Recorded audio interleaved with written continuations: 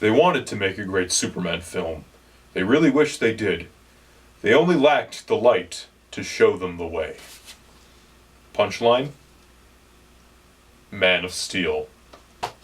Hey there folks, I am the Blockbuster Beach Bum, analyzing the films you may or may not have seen on the big screen. And for my return to my show, I have decided to give a second look at Man of Steel. When I first watched Man of Steel, I was very excited for it. So excited, in fact, that I went to Walmart at 6 in the morning, waited 2 hours, and bought tickets to the 7 p.m. Thursday night screening. The first time I saw it, I liked it, but I think a lot of that has to do with the fact that I wanted it to be so good. And there are things to admire in Man of Steel. However, through critical analysis and reviewing the film and reading other reviews and watching other opinions and rewatching the film, I've come to the conclusion that Superman's new film is one of the most problematic films in the last couple of years, or at least one of the most problematic superhero films. Now, let's talk about Superman for a little bit. Back in 1978, we got the release of Superman the movie, starring Christopher Reeve, Margot Kidder, Gene Hackman, Marlon Brando, all those people. In my opinion, it's a classic and one of my top 5 or 6 favorite superhero films. It does have some problematic elements, I will give you that, but it's held up pretty well in my opinion, or at least much better than I would have thought a cheesy superhero film from 1978 would have. It's clever, charming, and it does have some very strong themes, and serves as the basic template for a superhero film, even though Superman does not have a physical threat in the film. That doesn't come around until Superman 2 in 1980, which I watched the Superman 2 Richard Donner cut recently, and I really enjoy that film. I haven't seen the Richard Lester cut in a while, but I've heard from some people that's better. But I'm getting way off track and talking about superior films to Man of Steel. In any case, what I'm trying to say here is that we've experienced a lot since 1978's Superman. We've had the Burton Schumacher Batman films, we have the Blade trilogy, we've had the X-Men films, the Dark Knight trilogy, and all sorts of superhero mayhem. It's become probably the defining subgenre of the 21st century. And many people wouldn't be able to argue that with me, or at least one of the defining subgenres. I mean, sometimes the highest grossing films of each year, or among the highest grossing films of each year, or the most talked about in terms of, people, mass amounts of people going to them, are superhero films. They like to see their favorite heroes and villains duke it out on the big screen. And now we have Man of Steel, which is the first incarnation of Superman on the big screen since the 2006 disappointment, Superman Returns. A film that was, essentially a sequel homage to the Christopher Reeve, Richard Donner films. Alright, let me just talk about the good things about Man of Steel before I rip it to shreds. The opening scenes on Krypton. Why do I like the opening scenes on Krypton? Well, first off, I like the opening scenes on Krypton in Superman the movie, but the problem with those scenes is that they are dated because they're limited in terms of their visual effects. And you really couldn't show Krypton as this expansive universe, which is something I felt was very crucial to Superman, because I feel it's important to show audiences that the planet Krypton isn't just the planet Superman was born on. It had its own politics, it had its own issues and problems that kind of mirror Earth's and stuff like that. I loved that there were a lot of subplots on Krypton. I didn't mind that. They didn't come into a good resolution towards the end of the film is my problem, but I didn't mind that there were a lot of subplots. I liked the kind of semi-pulpy feel in the opening scenes.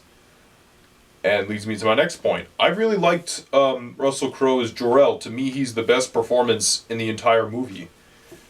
And his acting style, which I'm not really a fan of, works for Jor-El. He's this otherworldly figure who you could see as this guy who would send his only son to the dangers of space and land on this planet where he has to deal with several years of ridicule and trying to harness his powers, that way he can do some good and also continue the legacy of Krypton.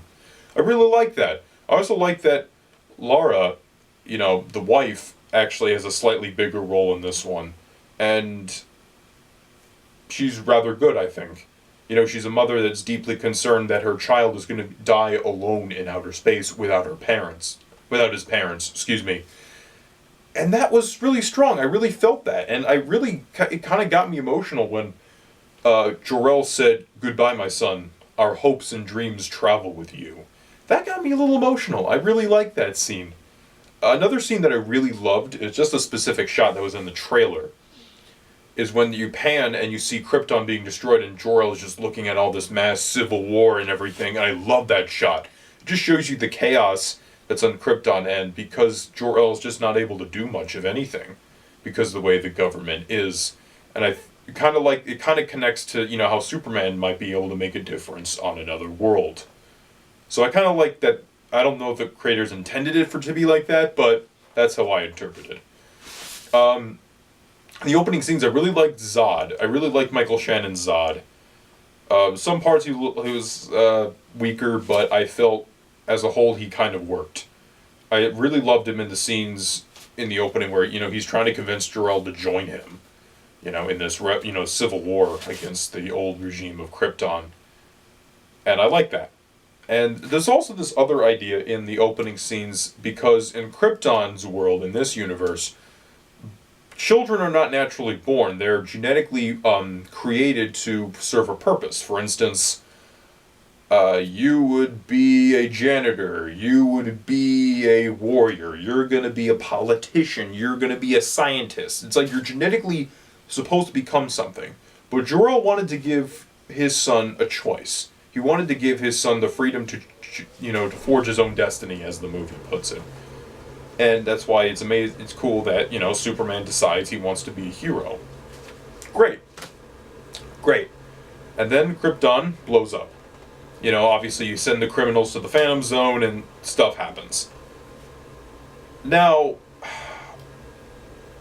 alright, now we're going to get to the other stuff that I really liked in the film. I really liked Henry Cavill as Superman. I don't know if he's on the level of Christopher Reeve. In my opinion, Christopher Reeve is just the best. And that might just be, you know, me being stubborn, but I really love Christopher Reeve as Superman. However, I feel that if Cavill was given more Superman-like things to do, and given a better script, I feel he could be a Superman on the level with Christopher Reeve. I felt he was rather good in the film. It's just the direction and the writing was stupid. And, you know, I love the scene, you know, in the beginning with the oil rig. You see that he is this hero, even though, you know, he's trying to hide it, but he just has to save people. That is my favorite part of the film, is that even though Superman, you know, tries to hide the fact that he has these powers because it could endanger some of his loved ones, he realizes he can't stay silent. I really like that a lot about the film. Other elements, the special effects obviously are pretty incredible in certain scenes, specifically in the flying. The flying scene, when he first learns to fly, is the most wonderful scene in the whole film, in terms of, like, feeling like a kid again. You know, Superman just flying. It's the best interpretation of Superman flying probably ever. And I could have easily watched, like, a 20-minute IMAX 3D film of that. It was amazing viewing on the screen. And even on my TV, it was really cool. Diane Lane was excellent as Ma Kent. Ma Kent, you know, in the other Superman movies is kind of just a side character who fills no specific purpose other than to be his Earth mother.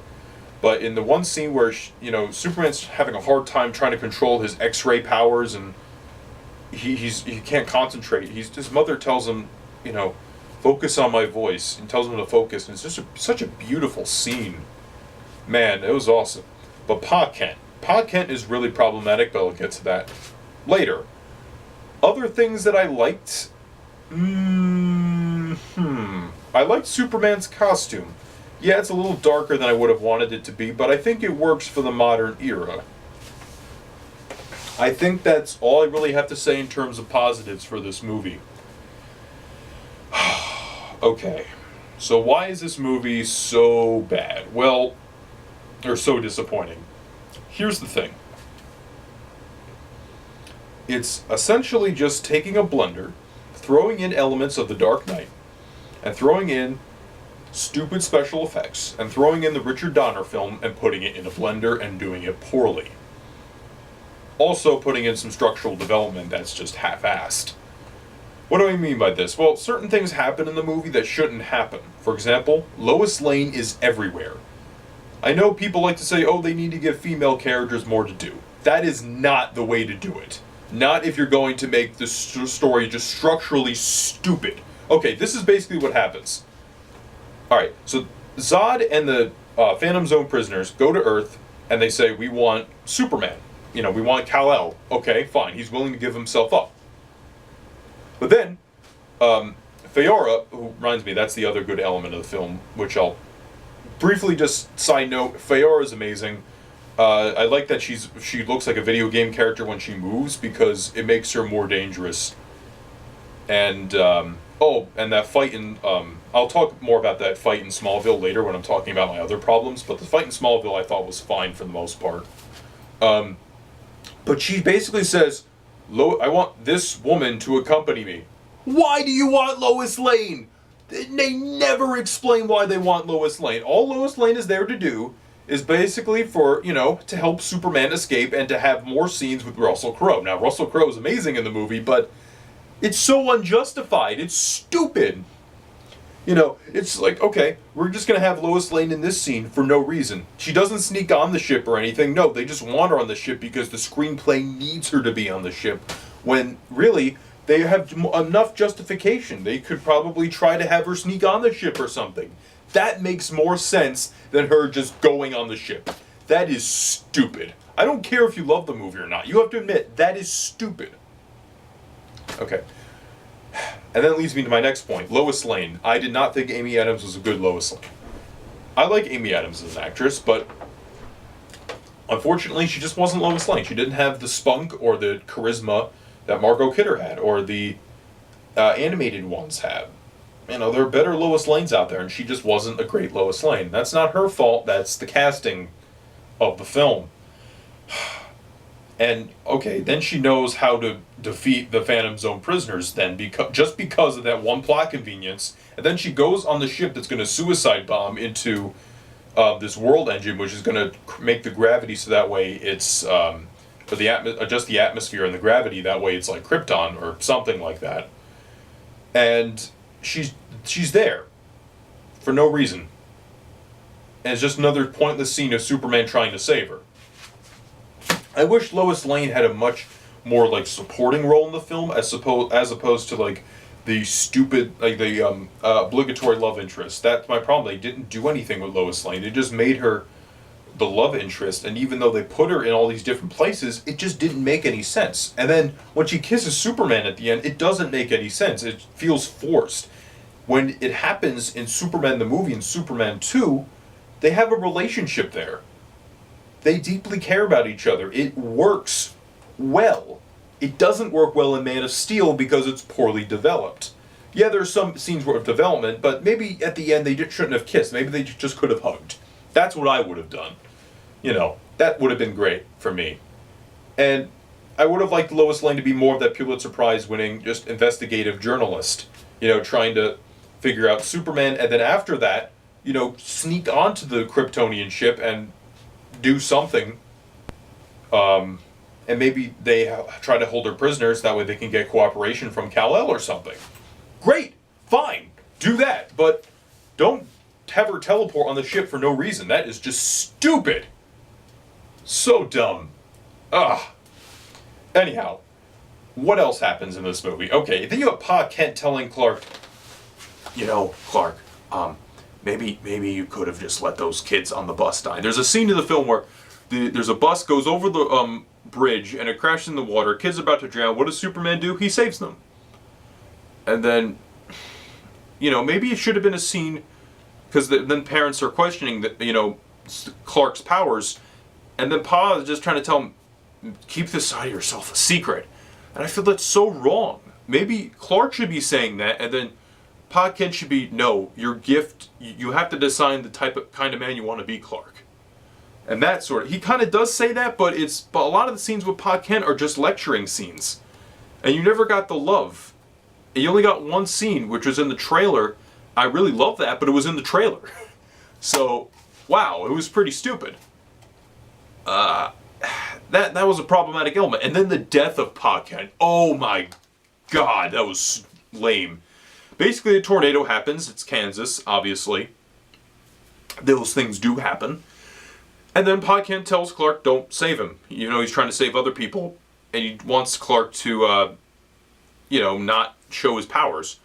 You know what would have been great? If Superman tried to save him, his father dies anyway, and then Clark has to come to the sad realization that he can't save everyone, and that should be Superman's biggest dilemma, is that he can't save everyone.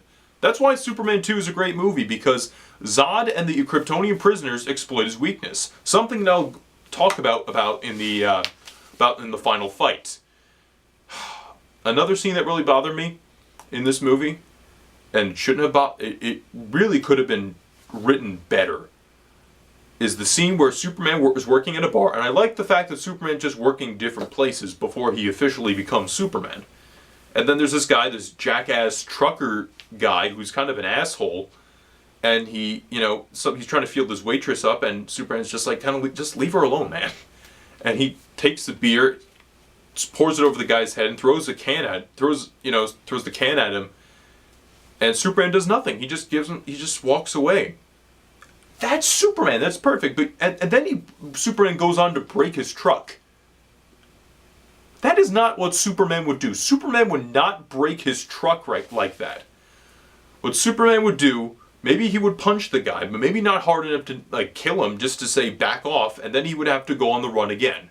That's much better than having the truck be destroyed and have it be a throwaway joke at the expense of Superman's character. Oh man, I hate this movie. This is so painful right now because this movie could have been great. Alright. Okay. So then we go to the final fight. The final fight of the movie. Now, before we go to the final fight, I'm sorry, I'm going on a lot of tangents, but that's what Man of Steel does. Everything's connected. Before the final fight, there's a fight sequence in Smallville, which I thought, you know what? If this was the final fight sequence, my brother and I were talking about this. If this was the final fight sequence and they found a way to integrate, more of Zod into it, and then have that be the scene where he defeats them, then it would have been great. It was a really well done fight sequence, in my opinion, because it made me think of the first Iron Man, where in Iron Man, it's a great movie, and the final fight isn't that big. It's not like the final fight in the Avengers where it's this gigantic cityscape fight. In Iron Man, it's just across a few buildings, not very large scale fight, and it's satisfactory. That's what I wanted in Man of Steel. Man of Steel, it went even a little overboard in that Smallville fight sequence, and then in the final fight, oh man, it's like the apocalypse. It's like Independence Day Part 2 before Independence Day Part 2 was able to come out. And so, but that fight sequence with Feora is just this, she's no nonsense, and she's different from Zod, because Zod's really emotional in the film, or at least gives emotional scenes. Feora's just kind of like, matter of fact, evolution always wins, I'm gonna beat you because I don't care. I have no humanity to me, basically, and I love that about her character. But the fight scene in Smallville, if Superman just told people just to, everyone, he told everybody to stay inside, but it was like, whatever. But I like that he tried to contain the fight a little bit in that scene. And then there are scenes where he's saving people, where the helicopters are falling, but he's still trying to save people. I love that. And that would have been a perfect ending of the film when he comes out of the Sears, and they say, we have, Superman's our friend, or I forgot the exact line, but I really love that moment. But no, it has to go to the fight in Metropolis. Oh dear mother of God, the fight in Metropolis is so problematic, it's ridiculous. Why? Okay. We're in a world where, this is a year after the Avengers where I'm recording this. The Avengers has a gigantic fight that's generic, but you care about it simply because you like the characters, or at least some people do. I know people don't like the Avengers, and I understand why they don't like it. But Man of Steel tries to top that with two people fighting, and it's just so much destruction. It's unnecessary. Superman is going through zillions of blocks of cityscape and dragging Zod through the buildings and destroying basically half of Metropolis, And it's never addressed, and Superman's never you never see him concerned. He's more like, I'm gonna stop you, Zod. And that's it. I would have loved it. He would take Superman. Superman would do this. Zod, don't make these people pay. We'll fight somewhere else. And if you kill me, and if you beat me, outside of Metropolis, then you can do what you please, or something like that. That would have been better than what happened, because I'm gonna stop you, Zod, and things happen, boom, boom, boom, just punching, punching, punching, punching, and then Superman kills Zod and he cries. It's unjustified because it's never established that Superman is opposed to killing. Now, you might say, oh, but it's going to be established in the sequel. Why don't you just establish it in this movie? This movie's 2.5 hours. You have more than enough time to talk about that, or at least one scene, or two scenes, to address that Superman does not like to kill. And that's the other problem with this movie, is the fact that it relies too much on the fact that you think that you know Superman. Let's take an example, Batman Begins. Batman Begins is its own separate thing from the Tim Burton and Schumacher films, but you know what? It establishes its own universe, establishes Batman, Bruce Wayne, Gordon, Alfred, and all these characters as their own people outside of that Burton universe, as their own characters within a different universe. In this movie, they're cardboard characters of people like Perry White, Jenny Olsen, which used to be Jimmy Olsen, and then Lois Lane, of course. You know, a lot of these characters are just cardboard versions of their previous selves. And that's it. Now back to the fighting. Yeah, there's just a lot of fighting in this movie, and you don't need it. Okay? Special effects are spectacular, but you didn't need that much fighting in the movie. You know, like I said, the Smallville scene was enough.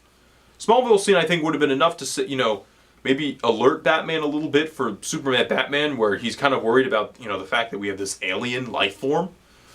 And then, oh man. And then Superman kills Zod.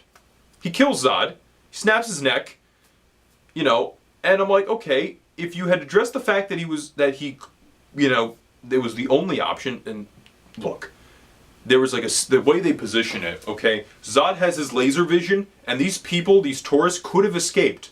But it looks like they're trapped. They're not trapped. They could have escaped. They could have run away. Oh my god. What dribble this movie is. And then Superman snaps his neck and he gives this cry, which would have been amazing if they had established the fact that Superman is opposed to killing. Maybe move a scene in the second part movie where he just doesn't kill. He can't kill. And then when he kills Zod, it destroys him. And we established that as a character trait. But the movie doesn't do that. Yeah, the movie doesn't do that. At least, you know, there are some moral problems in the Christopher Reeve movies, but at least they address the fact that he was at least thinking about them. For example, when Superman makes the moral decision to turn, you know, back in time at the speed of light, they address the fact that that's, you know, an immoral decision by having the voice over Jor-El saying you can't alter human history. At least they address it. In this movie, bing, bong, bong, bong, bong, fighting. And I did say I was going to promise you why this fight in Superman 2 is better. Same reason why the lightsaber fights in Star Wars are better. They're more developed, the character development is there. For instance, in Episode 5, Luke realizes that Darth Vader killed his master. And Darth Vader killed, you know, Obi-Wan Kenobi. And he has to fight the evil Dark Lord of the universe. And then finds out that it's his father. There's a lot of emotional resonance there, and it's a decently choreographed fight. Same thing with Superman 2. Superman has to fight these Kryptonian prisoners that his father put in the Phantom Zone, and they want vengeance against Superman, and they want to take over Earth. And Superman is trying, like all hell, to make sure that there's not a lot of collateral damage. In fact, Zod says, I know his weakness. He cares. That should be one of Superman's key weaknesses other than kryptonite or magic.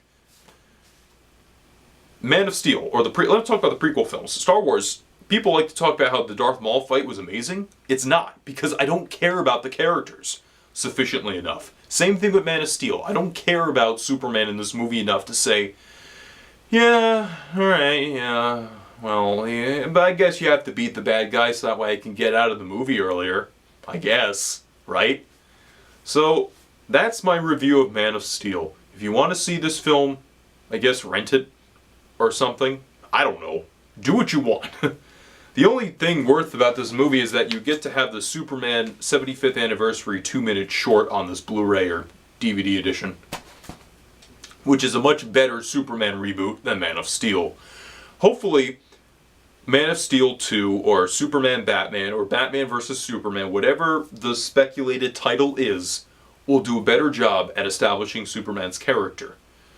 And I'm going to see it. Despite the fact that I had some issues with a lot of issues with Man of Steel, I'm looking forward to it because I hope Ben Affleck proves us wrong. I hope Ben Affleck is a great Batman. Because, you know, it's the only thing interesting. Man of Steel is just not interesting, and it's structurally horrible. Just a poorly made movie with a good idea. My recommendation, stick to the Reeve films. I'll see you guys later. I'm the Blockbuster Beach Bum, analyzing the films you may or may not have seen on the big screen.